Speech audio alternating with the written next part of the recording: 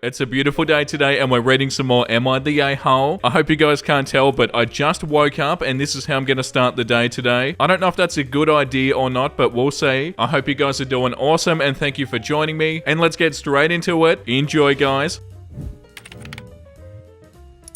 Am I the a-hole for leaving my stepdaughter's birthday party after my husband threw out the cake I made for her? I, a female, have been married to my husband Jeff for over a year now. He has a daughter 12 with his deceased wife. When I first met Jeff, it was obvious that he was struggling as a single parent. For my stepdaughter's birthday, he'd usually get a cake from the bakery, and this has been the case since her mum passed away. I thought I'd bake her a cake for her 12th birthday that was last week, as a gesture to show some motherly love and support. Jeff agreed and he told me what his daughter's favourite flavours are, and what she likes and so on. I baked the cake in the flavour that she likes and the icing that she likes, but one thing was missing, and that's blueberries, and I couldn't include them because I went to the nearest store and they didn't have any. I was running out of time and I couldn't get them, so I just ended up having the cake as it is, thinking that it wouldn't be a big deal. The party started and Jeff was busy taking care of everything else. He then came into the kitchen and asked to see the cake before bringing it out. I showed it to him and he got so angry when he saw that there was no blueberries on top. Oh my god. He went on and on about how I didn't fully commit to making the cake and that he trusted me to take care of it, and just basically saying that he should have ordered one from the bakery. We got into an argument and he ended up taking it and throwing it in the trash can. I was stunned as he said, "You know what, forget it, I'll get one from the bakery." I blew up and screamed at him. He told me to stop, but I went upstairs, I got dressed and I left. He tried getting me to stay, but I refused and I went to my parents. He later called and texted about how I overreacted.